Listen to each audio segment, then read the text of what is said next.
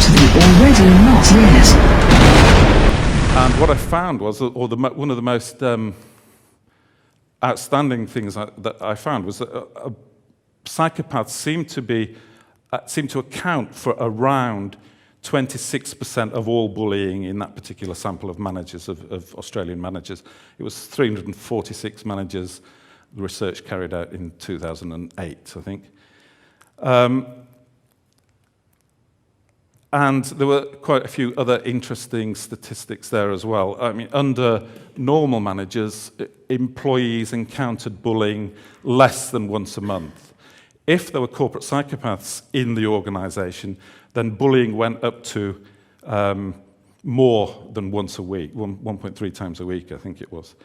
Because those results, and I measured loads of other things as well besides bullying, but that was the interesting thing for the purposes of today. Because those results were so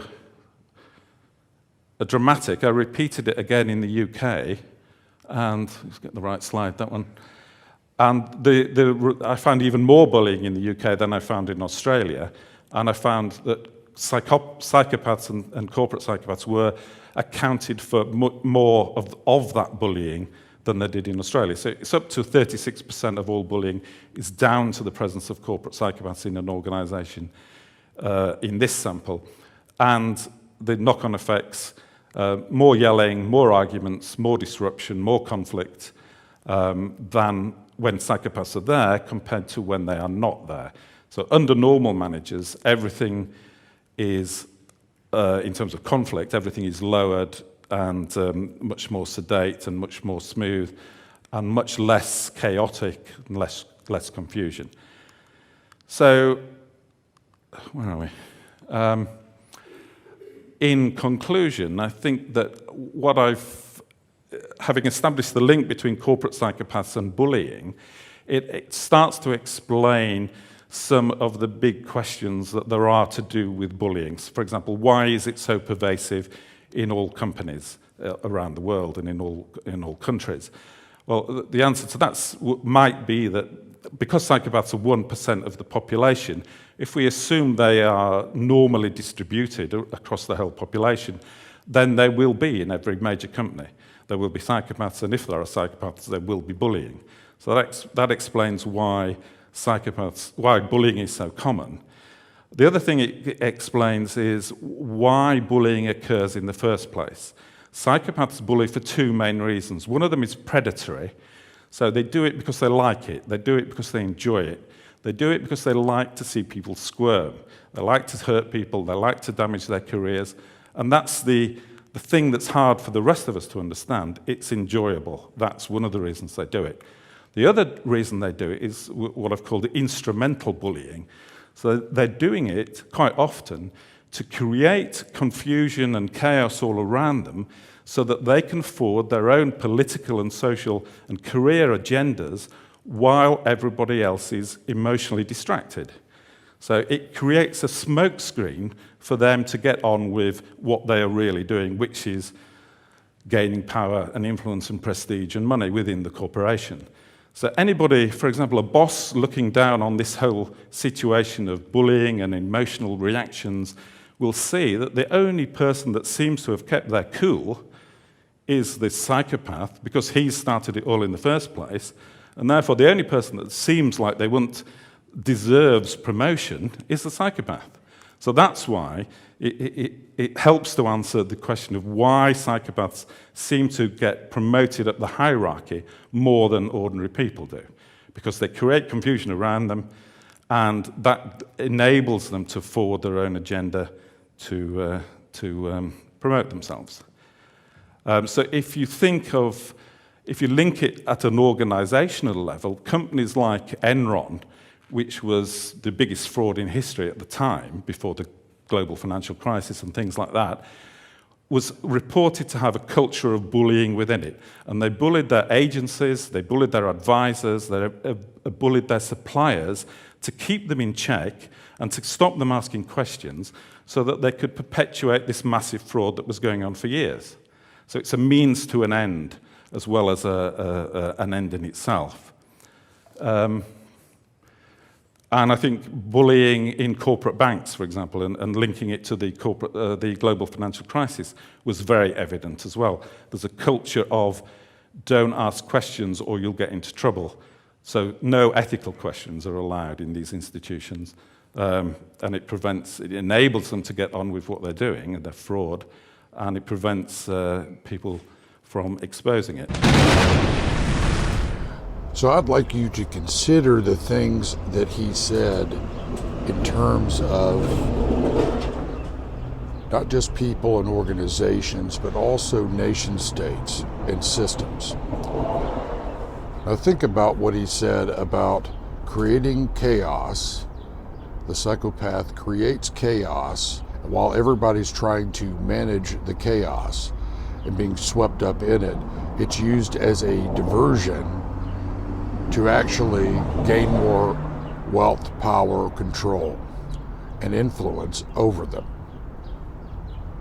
while they look like they're peaceful and calm. Now, how does that apply to what you're seeing happening in the current geopolitical climate? Not only domestically, but around the world. And think about the nations that appear to be one thing and may not actually be. That's why I keep telling you that appearances can be deceiving. It's also why I say instead of trying to control the chaos, you use the chaos against itself. You zig when everybody else is zagging, in other words, so that you can have more of a discerning view on what's actually going on and who's actually behind it. Now consider those things, right, in light of the earlier audio and in terms of what this man was talking about in terms of psychopath activity or psychopathic behaviors within organizations, okay? And what happens, that's one side of the equation. The other side is people will use the accusations and projections onto others, right, to actually telegraph. They're actually telegraphing where they realize they're not. They're being clever and cunning, like the Nakash, right, the serpent of old, the beast of beasts, the most cunning of all the beasts in the field, right? But what is occurring is they are actually playing the passive aggressive. So you have the passive aggressive and you have the active aggressive, and then one makes the other look better, right? And they rise in the chaos and confusion. And where there is confusion, there is fear. And what do I tell you, right? Fear is false evidence appearing real. And where there's fear, there's confusion. And where there's confusion, there's fear. And what they both give birth to is bad decision making, increased vulnerabilities, and chaos.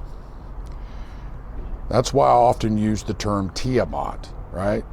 The dragon goddess of the sea in Babylonian mythology.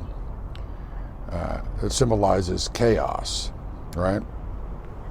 So think about that in terms of what you're seeing in our society, across the 7 spheres, in government, in the private sector, and in the society at large, and look at how that is being leveraged against you, how it's diverting you, and how you are being manipulated and deceived. And ask yourself why that is. Something to think about. As it is for people, so too it is for organizations and people and nations. Think about it.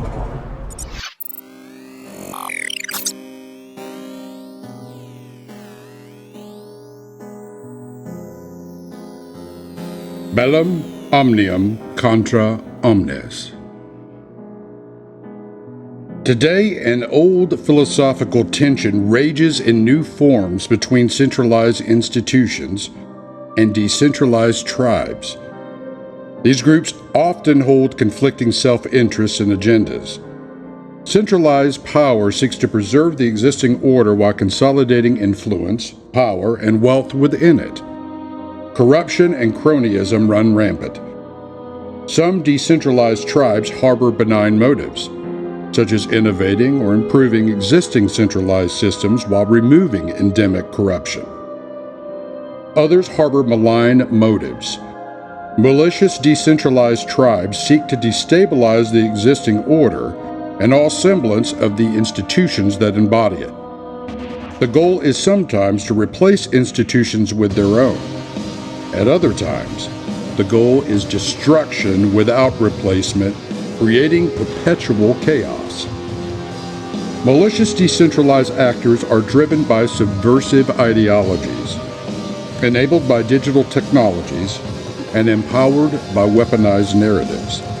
They often operate through asymmetric tactics. Much of the ongoing conflict plays out in cyberspace. There, new methods of decentralization are gaining adoption, including decentralized alliances such as virtual nations, decentralized governance infrastructures such as blockchain, and decentralized economic models such as open source and black markets funded by cryptocurrencies.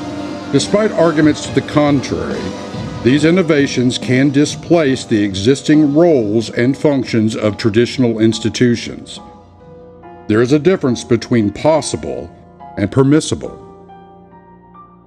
Many of these decentralized inventions are born of a deep-seated distrust of, or a loss of faith in, institutions. Institutions have failed, in the eyes of decentralized tribes, to deliver sustainable outcomes for all. Mistrust has given rise to a new calculus for decentralized actors.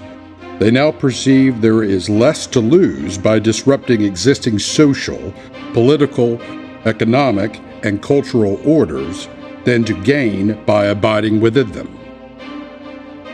While centralized power maintains absolute advantages in the real world, it's failed to impose binding norms within the cyber domain, despite attempts such as the Tallinn Manual. This has led to a condition of cyber-onomy. The ancient Greek concept of onomy describes an environment of normlessness. Cyber-onomy emerged because a cyber-social contract never existed. Decentralized tribes are exploiting cyber-onomy because they perceive the social contract in the real world enforced by institutions to have been breached.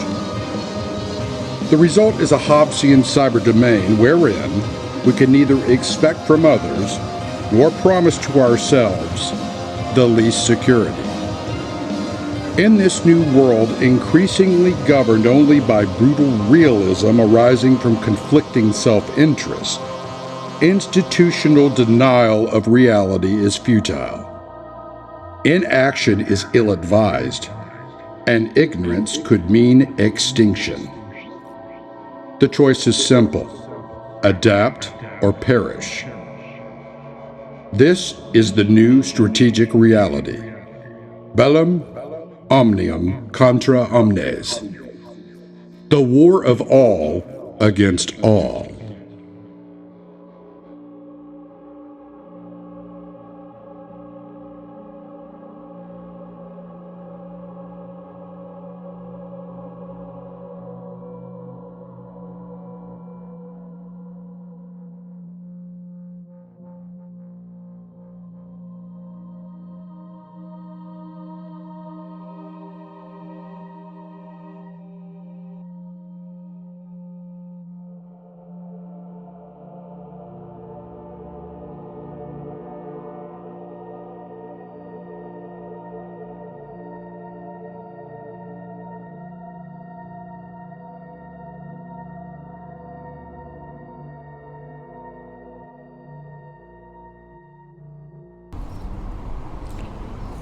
So it's the nature of chaos to pull you into the chaos.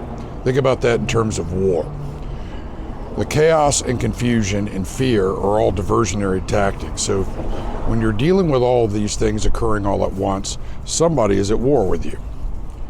Now, that can be applied to the geostrategic realities, or it could be, put in the context of dealing with interpersonal relationships.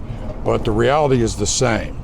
The lure is to try to control the chaos, because it gets you embroiled and enmeshed in the chaos. Now let's apply that to the Middle East. You're starting to see where I'm coming from? When you deal with what you're dealing with over there now, you're embroiled in chaos. And that chaos locks you down and creates cascade effects and diversions that make you vulnerable in other areas. So when you put that in the framework of, like I used in the last little section, which is psychopathic leaders, right? Most people, they look at how things appear on the surface. Well, the psychopathic autocratic leader does the opposite, uses the appearances of things as diversions and hides behind it. It's like a camouflage, right? So they camo themselves, so while everybody else looks bad, they're whitewashing themselves, and they rise and gain more wealth, power, control, and influence. It's a diversionary tactic. It's also very Machiavellian. It's classic Chinese warfare. Death by 1,000 cuts. So why should Beijing wage war in what most people think war is, when they can get everybody caught up in chaos and confusion? Same thing that's occurring in the Middle East, same thing Iran does. Most states, this is kind of the way of nation states if you look through history. But why should they go and fight a kinetic war, or any other war for that matter, when everybody else are fighting one another, and as they're fighting one another, they're weakening one another? Now consider that, right? They're gaining power while you're all weakening one another. How's that working for you? And you're doing their work. You're securing their economic roots, their access to petroleum, as they look good. They look peaceful, which is the narrative they use. So they appear to be one thing when in fact they're just more cunning, deceiving, right? Manipulative than you are, right? And as you're a mess trying to control all things in the chaos, right? They're using that against you. They're using it against you to keep you enmeshed and diverted so you don't see what's actually going on. That's the nature of the type of warfare that you're in and what we're dealing with. So consider that.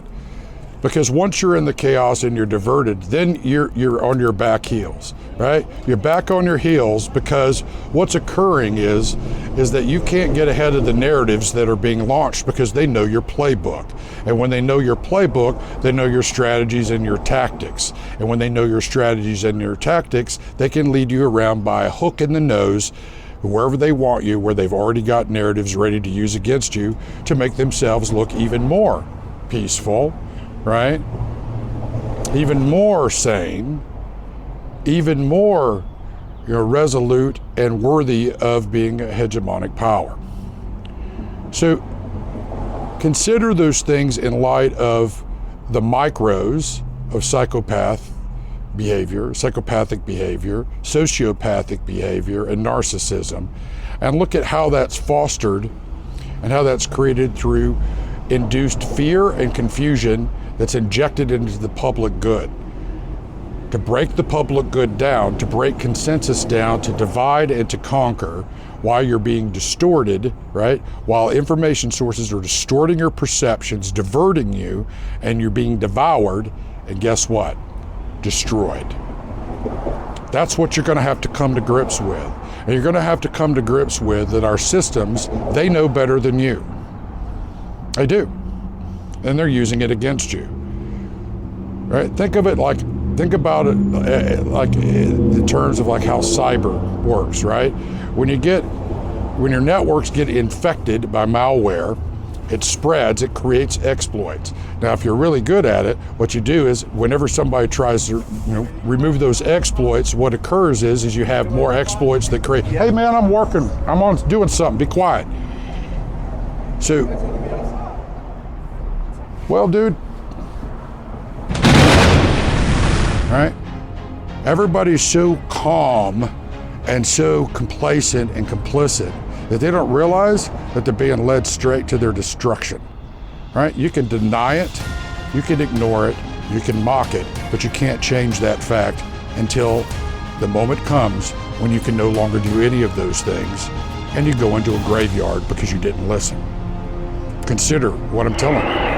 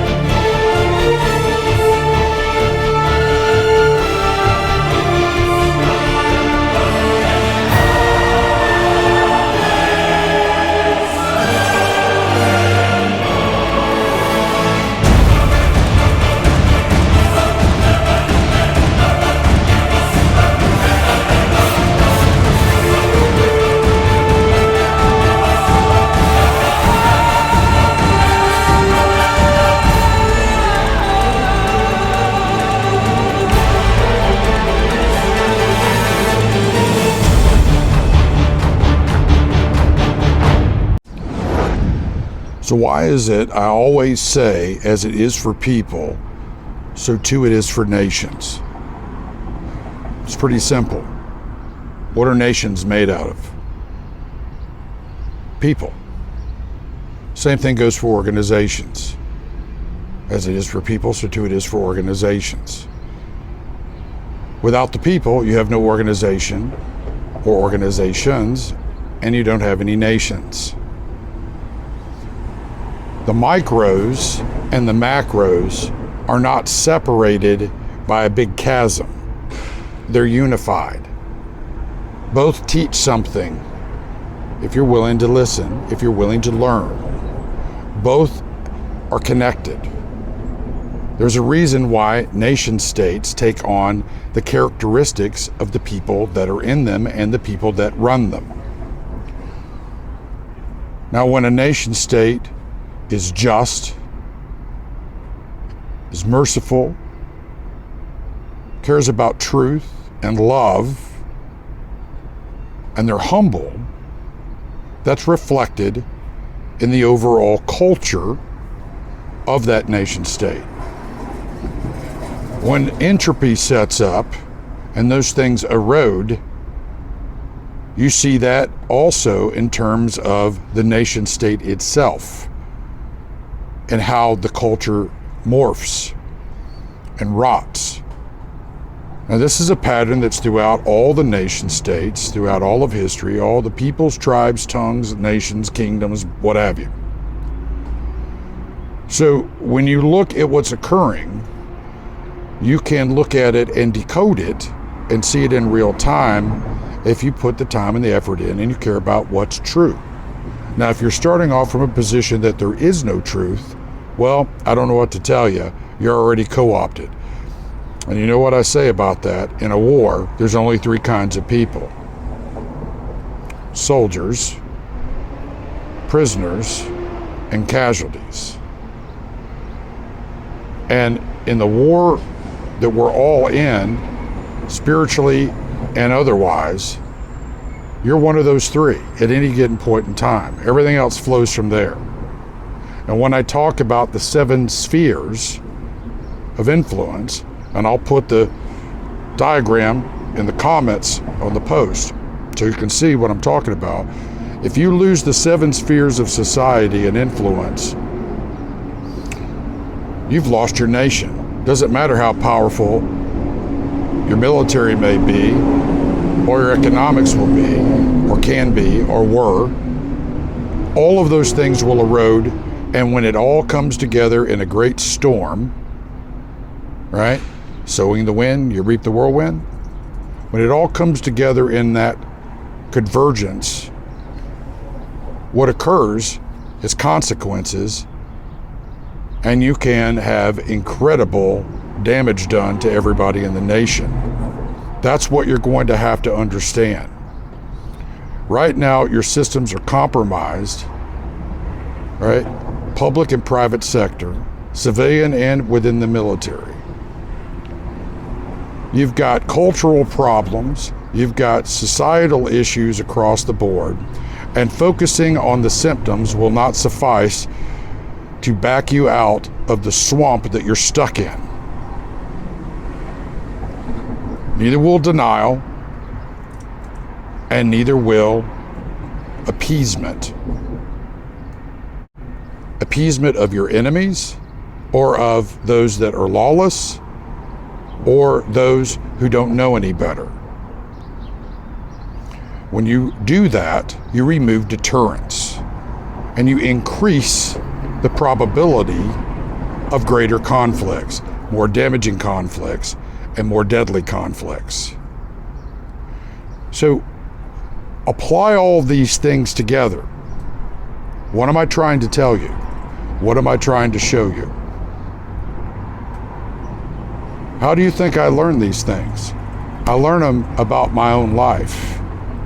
I'm willing to learn from my own life and those around me. I learn from everything around me. It doesn't mean I'm perfect. It doesn't mean I'm a super genius. It doesn't mean that I am impervious to mistakes. Quite the contrary.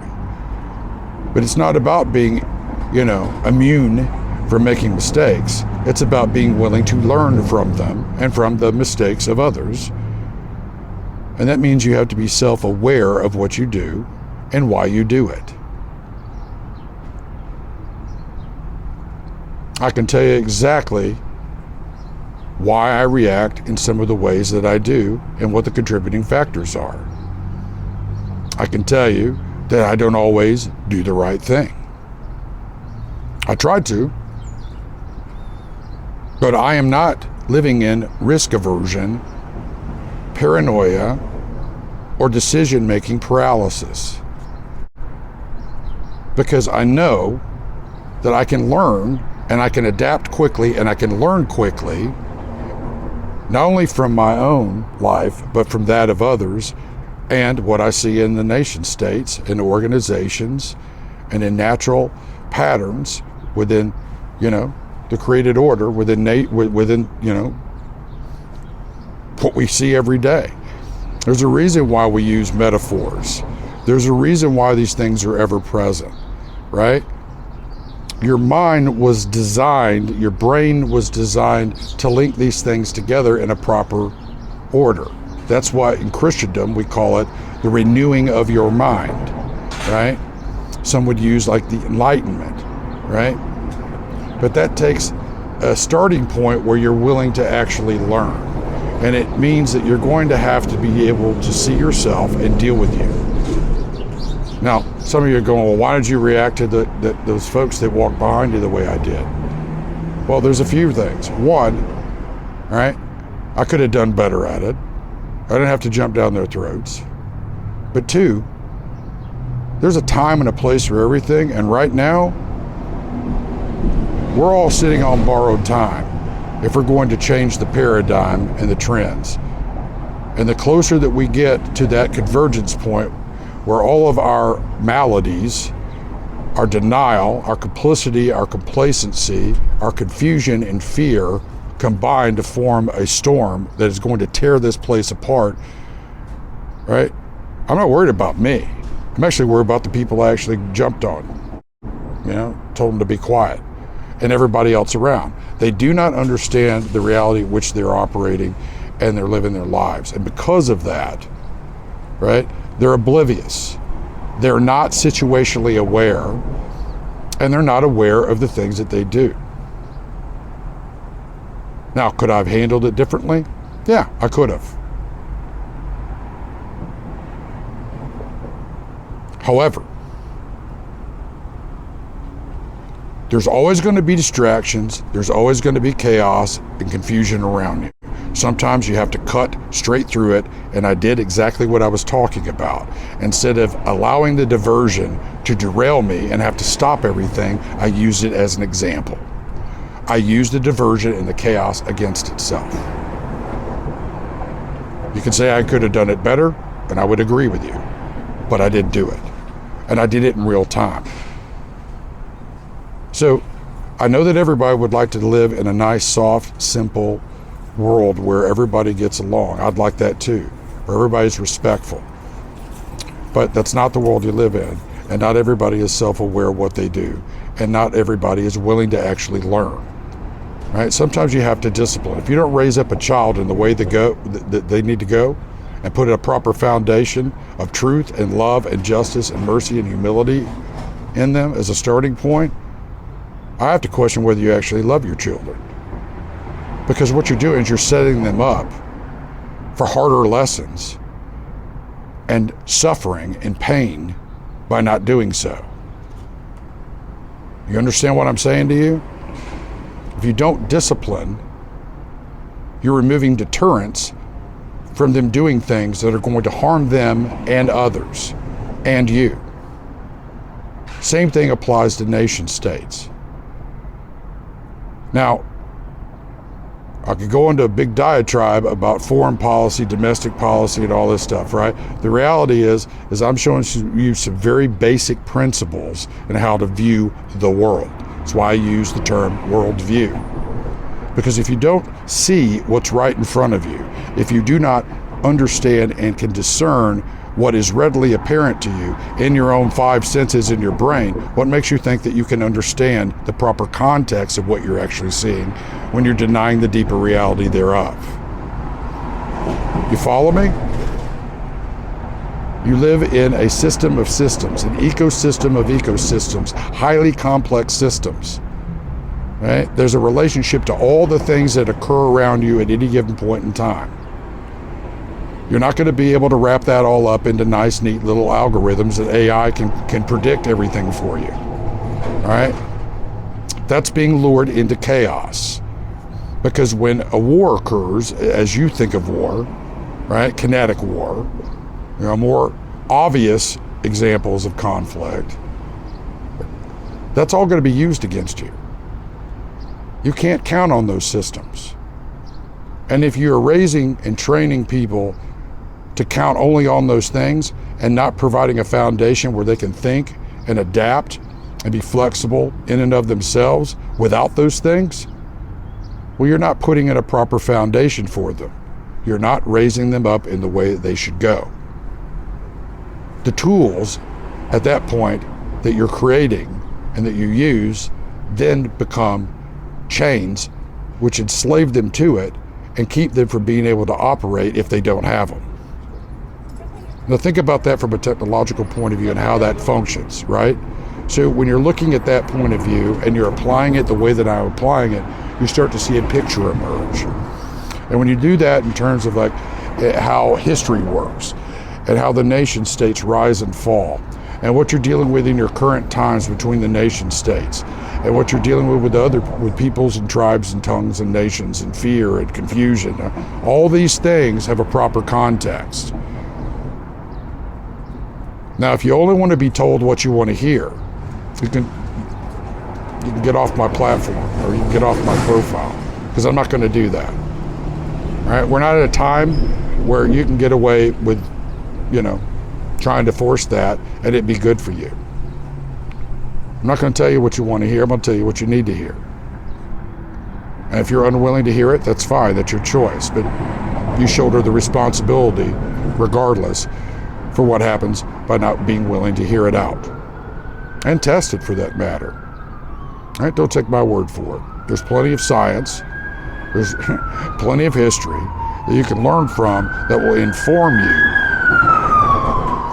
as to what it is that I'm saying. Now, that police car going by is an example.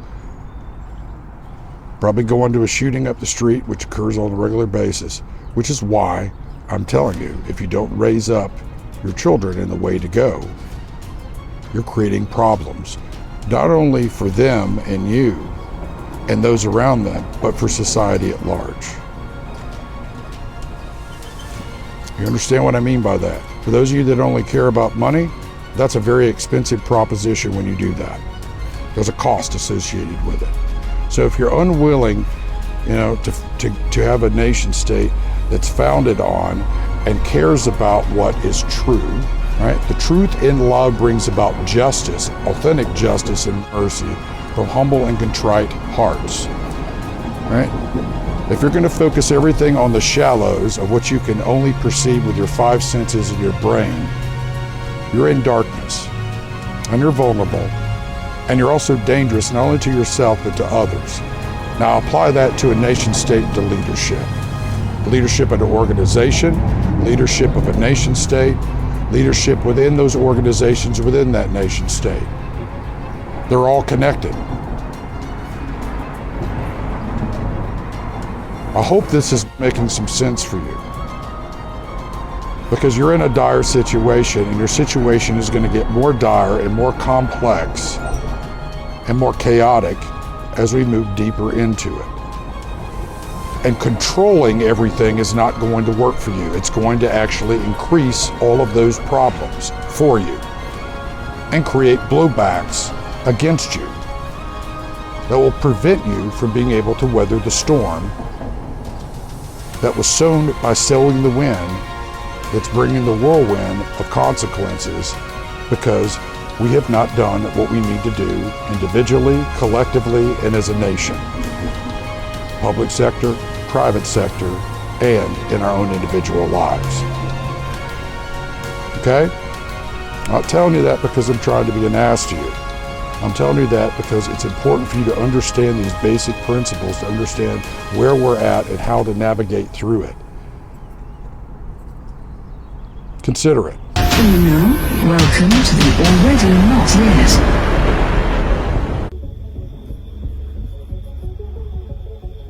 You are in a war. There are only three kinds of people in a war: soldiers, prisoners, and casualties. Which one are you, and which one will you be? In this world, there are but two kinds of seed: the serpent seed and the good seed. Which one are you? What is your identity? Who are you? What do you base your life upon? Who do you serve? The father of lies?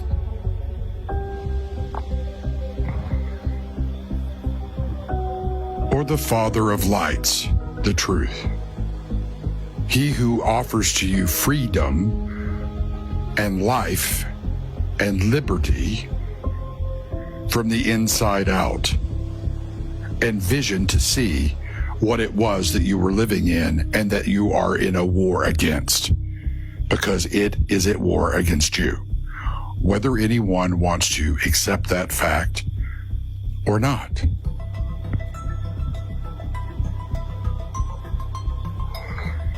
And of course, being in a war, you've got to have great signals intelligence.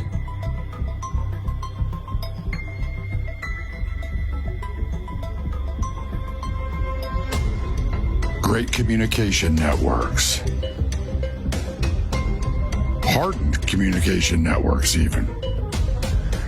And great command and control in place to win that war. I'm looking for soldiers.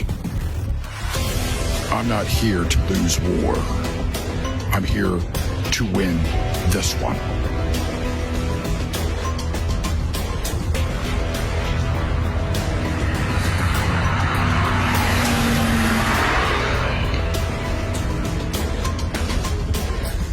And I hate the father of lies and what it does to humanity, to each of us, to our friends, our family, our nations. And I will not lose, because I don't come in my own name. I come in the name of the Lord God Almighty, who is my strength, who is my fortress, who is my shield, and who is my victory, and will give us the victory over the beast of beasts and all those in league with it. So consider what I'm saying to you. This is your call up, your mobilization.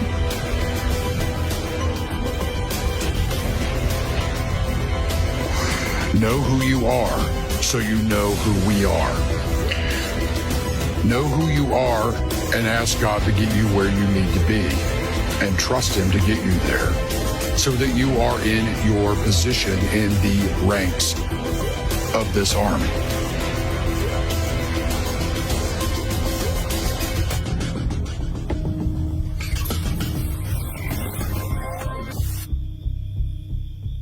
Choose this day whose army you are in. Then, when you know who you are, you'll know what your role is. Until then, you'll be wandering around in the dark, and you'll actually be impeding the very people, the very things, right, that will force us to remove you. Not because we hate you, but because we love you, and you're working against your own best interests. Not just here, but here and forevermore in eternity. Like I said, I'm looking for soldiers. And soldiers liberate others. They free others from the tyranny that held them fast.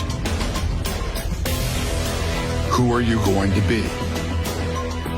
Who are you? That is your next task.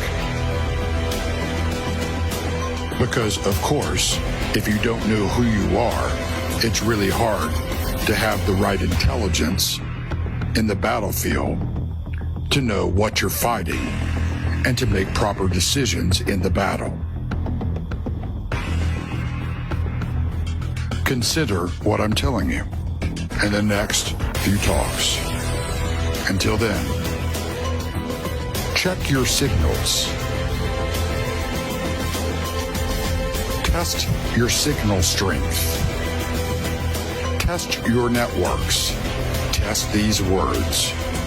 Text this transmission, what I am broadcasting to you,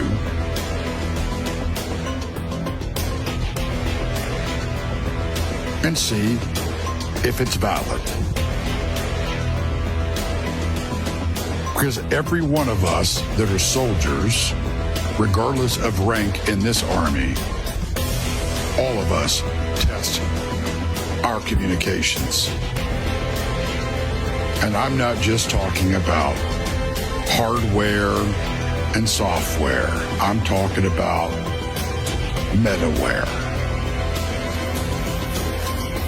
You gotta have vision to shoot straight. And that means that there are probably things you have to get cleaned out of your life so you have the vision to actually be on target. Good night.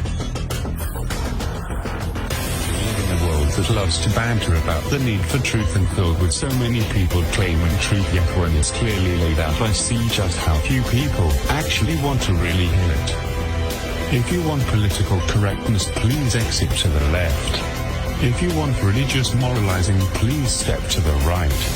If you want relativism, read a book on Einstein, or moral rigidity, a puritanic code. But if you want some concrete answers to troubling questions about the world we live in and why it's the way it is, then I will not shy away from earnest conversation about it.